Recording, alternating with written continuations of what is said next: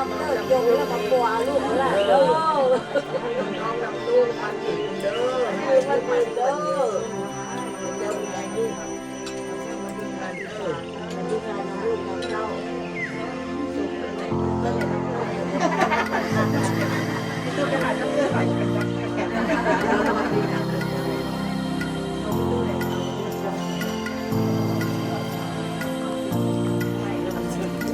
ใครสมมติว่าจะได้ผ่านหรอเราเข้ากระเป๋าเราเข้ากระเป๋าอะไรดูเราเด้อต่อยคน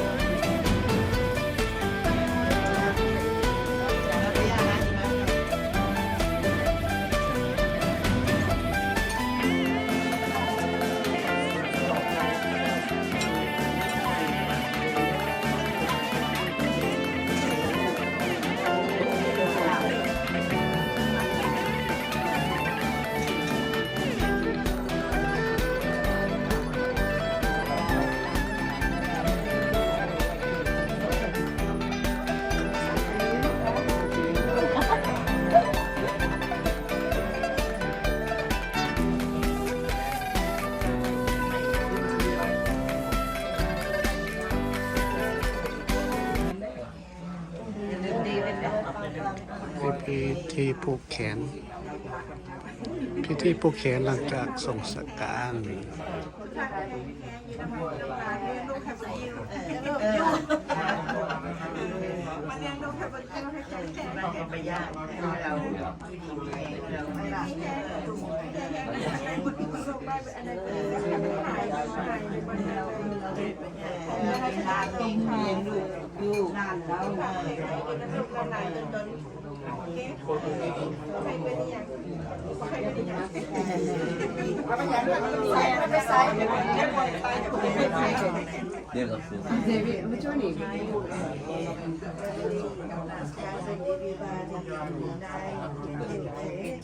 สุวัฏฐโก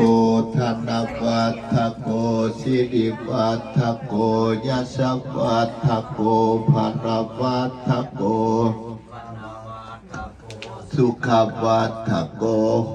ตุสัพพทาทุกขโรคพยาเวราโสกาสันตุอเนกอัตตรายาปิวินาสันตุจเตสัสสะสยสิทธิภานะนาภัสโสทิมภคยังสุขังภาระสิริอายุจวันโตจะโภคังจะยาสัพพสัตตวัสสะจะอายุจะสิวาสิทธิภาวันตุเตผูกแขนกันได้ไหมเด้อเอาพรกันเองบ่เนี่ยนะบสีหรอกมีมอขวัญนะผูกแขนเปิดจำผูกคอยเอาผูกจะมาสวดทางพยานนะช่วยหน้าได้อาจารย์เอสซีก็ได้ได้หมดสี่เลยซีอะไรตัวซีเขาได้ได้หมดซีเป็นก็เสร็จแม่นว่าคนเว้าของพ่ออาจารย์นะคนอาจารย์มุสลิมวันนี้มันดีนะบอกคันอาจารย์เพิ่นเว้ามันน่ะคือว่าคักเนี่ยวะโตอะระหะโตสัมมาสัมพุทธัสสะนะโมตัสสะภะคะวะโตอะระหะโตสัมมาสัมพุทธัสสะนะโมตัสสะภะคะวะโตอะระหะโตสัมมาสัมพุทธัสสะอะทุวังเมสิวิตังทุวังสังเวมาละนังอวัตสังมายามาลิตัพพังมาลนะปริโยสานังอิโตปะลังสักกัจจังธัมโมโสตโพติขอน้อมไว้คุณพระรัตนตรัยมีคุณพระพุทธคุณพระธรรมคุณพระสงฆ์ขอน้อมนมัสการพระอาจารย์ใหญ่บุญทวีวันศิริปัญโยเจ้าอธิการวัดลาวโศกสัญญาราม ตลอดฮอดคณะสงฆ์ทุกอาจทุกองค์ก็เจริญสุขเจริญพรมายังออกตนญาติโยมเจ้าภาพเจ้าศรัทธาญาติพี่น้องทุกคนแล้วก็ขอแสดงความเศร้าเสียใจมายังครอบครัวเทพวงศาครอบครัวพระเทพวงศาผู้ที่ได้สูญเสียบุคคลที่สำคัญของครอบครัวสูญเสียหัวหน้าครอบครัว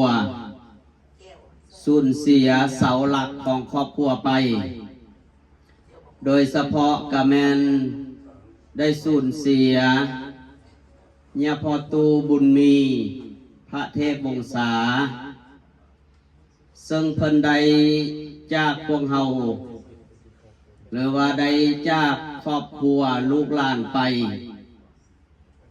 โดยบ่มีวันที่จะหวนกลับคืนมาซึ่งคงยังเหลือไว้แต่คุณงามความดีศิลปะหัตถกรรม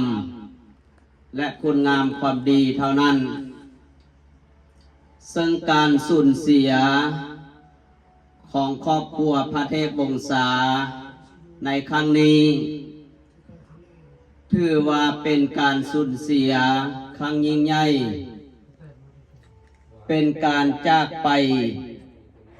ที่บ่มีวันที่จะหวนคืนกลับเป็นการหลับ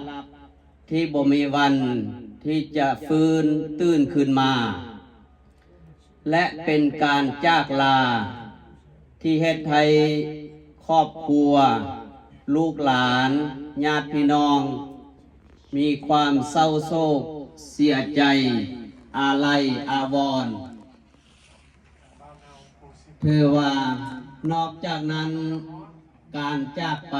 หรือว่าการตายของญาพอตูบุญมีครั้งนี้มันยังได้แสดงให้เฮาเห็นว่าชีวิตเป็นสิ่งที่บ่เที่ยงแท้แน่นอนเป็นอนิจจังทุกขังอนัตตาก็คือชีวิตของคนเฮาเมื่อเกิดมาตั้งอยู่แล้วก็ดับไปเป็นกฎเกณฑ์ธรรมชาติของชีวิตเป็นสิ่งที่ธรรมดาเป็นวงจรชีวิตเพราะว่าทุกๆสรรพสัตว์ทั้งหลายเมื่อเกิดขึ้นมาแล้วก็มีความตายมาพร้อมกันฉะนั้นจึงเราได้ว่าชีวิตเป็นสิ่งที่บ่เที่ยงแท้แน่นอนแม้กระทั่งแต่องค์สมเด็จพระสัมมาสัมพุทธเจ้าพระองค์ทานกระจากไปเส้นเดียวกันอันนั้นคือชีวิตเป็นสิ่งที่บ่เที่ยงแท้แน่นอนแต่สิ่งที่เที่ยงแท้แน่นอนนั้นก็คือความตายเพราะว่าพวกเราทุกๆคนนั้นก็จะต้องตายเพียงแต่ตายช้าตายไวไปก้อนและไปตามหลังเท่านั้นอันนั้นคือความแตกต่างของแต่ละคนเพราะว่าความตายนั้นมันเป็นยมทูตเป็นมัจจุราชเป็นหัวเป็นวงเป็นกงจักรควบคุมชีวิตของคนของมนุษย์สมดังพุทธภาษิตที่อาตมาได้ยกไว้เบื้องต้นนั้นว่าอะทุวังเมสิวิตังทุวังสังเวมาละนังอวัตสังมายามาลิตพังมาลนะปริโยสานังซึ่งแปลเป็นความลาวเฮาว่าชีวิตของคนเฮาเป็นสิ่งที่บ่เที่ยงแท้แน่นอนแต่สิ่งที่เที่ยงแท้แน่นอนนั้นก็คือความตายเพราะชีวิตมีความตายเป็นบ่อนสิ้นสุดคนบัวหาน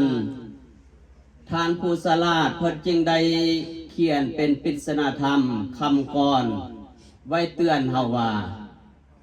ความตายนี้แขนคอทุกบัดย่าง ตื่นมือเศร้าเห็นหน้าจริงว่าหยังท่านว่าอันนั้นจริงสรุปได้ว่า ความตายเป็นสิ่งที่เที่ยงแท้แน่นอนฉะนั้นยาพอตูบุญมีพระเทพวงศาก็เส้นเดียวกันเพิ่นได้ถึงเวลาแล้วที่เพิ่นจะได้จากโลกนี้ไปจากครอบครัวจากลูกหลานไปแต่ว่าเพิ่นก็ยังฝากไว้คุณงามความดีสิ่งที่มีประโยชน์ฝากไว้กับลูกกับหลานกับสังคมตลอดไปฉะนั้นเมื่อเพิ่นจากไปแล้วพวกเราผู้เป็นครอบครัวลูกหลานจึงได้มาทำหน้าที่ของผู้อยู่เบื้องหลังก็คือตั้งแต่มือเพิ่นได้จากพวกเราไปบรรดาลูกๆบรรดา ข้าปุปาสะเบนตุเตสักกาตวะธรรม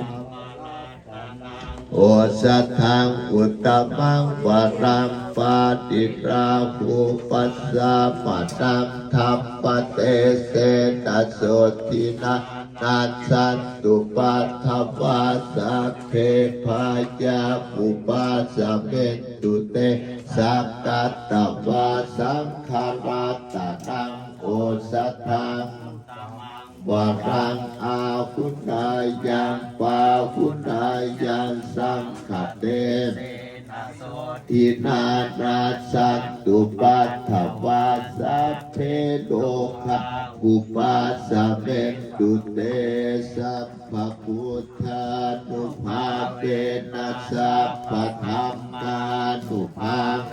นัสสัพพสังฆานุภาเวนะพุทธรัตนังธรรมรัตนังสังฆรัตนังตินังรัตนังนังอานุภาเวนะจัตุรสิทธิสหัสสะธรรม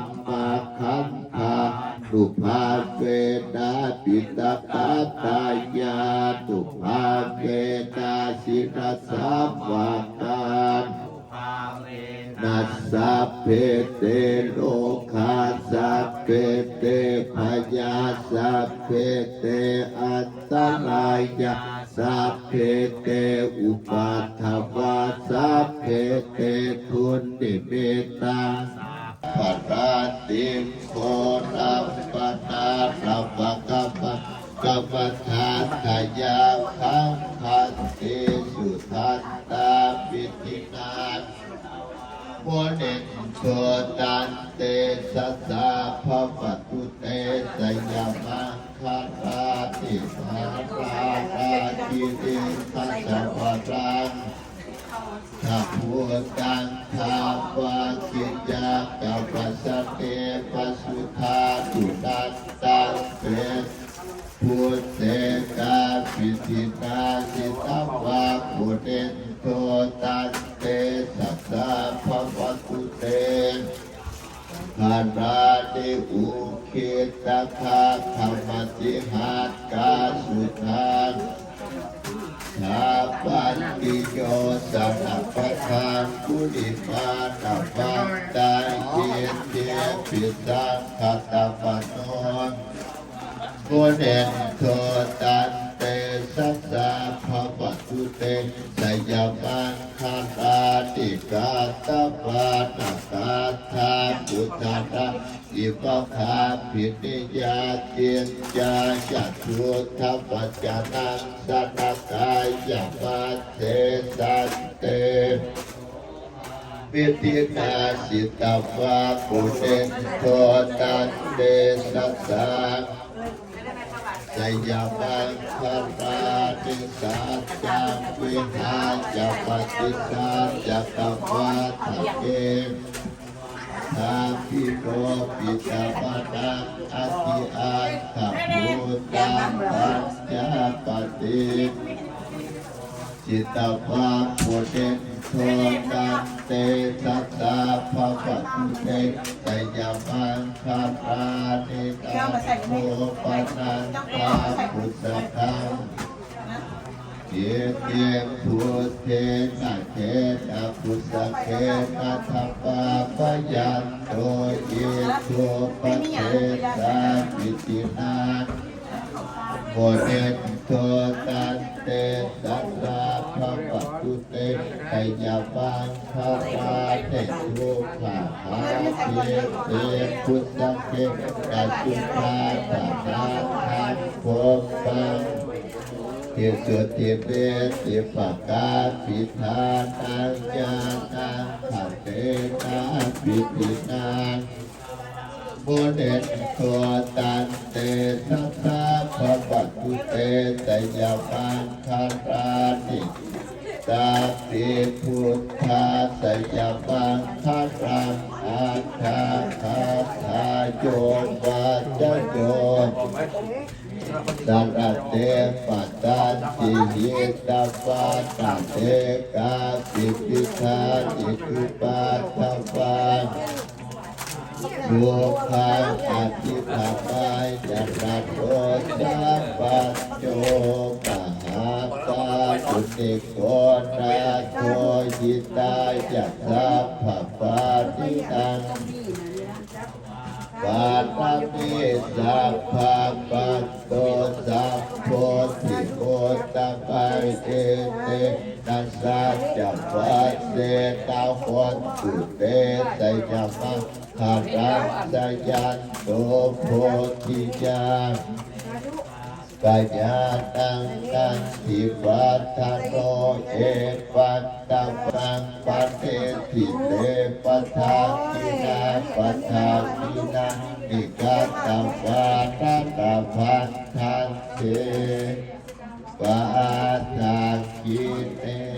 จักขุติปิตังอัปปมังขวัญญาโนโพธิกุณาสัสสัตถุปาปะคะโมกุสุปินาอาตันตังพุทธานุภาเวตังปินาสะเพตุยันโทติเมตังยาโยจาปัตตาโมสัพพุนาสัสสัตถุปาปะคะโมตุสุปินาอากันตังธัมมานุภาเวตังปินาสะเพตุยันโทติเมตังยาโยจาปัตตาโมสัพพุนาสัสสัตถุข้าโพตุสุปินาอากันตังสังฆานุภาเวนะปินาสะเปตุสักกัปปะพุทธาราตานังโอสัตตะวิตามังวาราหิสันตุอาเสสาโตนะโมอะระหะโตสัมมาสัมพุทธัสสะมะเหสิโนนะโมอุตตปะธัมมัสสะสวากขาตาเสวะเตติทานะโมมหาสังฆัสสะปิปิสุทธัสสิลทิฏฐิโนนะโมโอมาตายานาทัสสะนัตนาตยาสัสสะตุกะนะโมโอปากาทิตัสสะตัสสะวัตถุตยาสัพพินะโมกาณาปะภาเวตปิฆาสันตุอุปัฏฐวานะโมกาณานุภาเวนะสุปัตติโหตุสัพพทานะโมสัตเตเสตปิติมปิโหมิเตสัพวาอิติปิโสภะคะวะอะระหังสัมมาสัมพุทโธวิสาจารณสัมปันโนสุขโตโลกบิทุอนุตตโตปุริสาธรรมนาทิสัทธาเทปมโนสานังพุทโธภควาติสัพพะภควตาธัมโม สันเตติโกอากาติโกเอหิปัสสิโกโอมยิโกปัจจัตตังเวทิตาโพวิจโยหิเตสุปฏิปันโนสาวกสังโฆอุสุปฏิปันโนภะคะวะโตกัสสังโฆญายปฏิปันโนภะคะวะโตสาวกสังโฆสามีจิปฏิปันโนสาวกสังโฆยติตังจัตตาดิปุริสายุคาเนอัตถาปุริสาปุคาราเอสาภะคะวะโตสาวกสังโฆอาหุนายโยทักขินายโยอัญชาเตกะนาติโยอนุตตรังปุญญาเขตังโลกัสสติสัจจะปัตภาวุงสหัสสะปะปิเนปิตาสะพุทธัสสะนะโมตัสสะภะคะวะโตอะระหะโตสัมมาสัมพุทธัสสะนะโมตัสสะภะคะวะโตอะระหะโตสัมมาสัมพุทธัสสะนะโมตัสสะภะคะวะโตอะระหะโตสัมมาสัมพุทธัสสะพุทธังสรณังคัจฉามิ พุทธังสรณังคัจฉามิลามิระยะมัสสะปะมาทัฏฐานาเวรมณีสิกขาปะทังสมาธิยามิ อิมานิปัญจสิกขาปทานิสิเรนะสุขติยันติสิเรนะโภคสัมปทาสิเรนะนิพุติยันติตัสสมาสิลัมปิโสทาเจ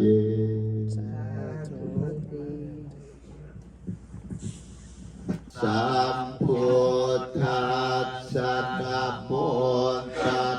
สะภะคะวะโตอะระหะโตสัมมาสัมพุทธัสสะนะโมตัสสะภะคะวะโตอะระหะโตสัมมาสัมพุทธัสสะพุทธังสรณังคัจฉามิธัมมังสรณังคัจฉามิสังฆังสรณังคัจฉามิตุติยมปิพุทธังสรณังมิตุติยมปิธัมมังสรณังคัจฉามิตุติยมปิสังฆังสรณัง พุทธโลปุริสาธัมมัสสารทิสัตตาเทวมนุสสานังพุทโธภควาติกายเมนะวาจาของเนี่ยพอบุญมีเฮาเนาะอะไรเนาะเป็นมือบ้านเฮาเนี่ยเป็นเป็นได้3 มื้ออยู่นี่มันก็มื้อเดียว2 มื้อมันก็ดีคือกันมันเป็นมื้อที่3บ้านเฮาก็ได้3คืนได้เก็บเนาะอะไรเนาะขอบคุณกับมือตั้งใจเด้อต้องคิดให้ผมใช้ตั้งใจสนุกทำบุญให้เป็นไปหอดไปถึงสาธุวิจวานเมตตังสเมตตาปะทันตาอวิคิตาจิตตาปริตังพนันตุสักเคกเมจรุเปคิริสีกรัตเตจันตลิเควิมานีทิเปรเตจักขเมตรุวก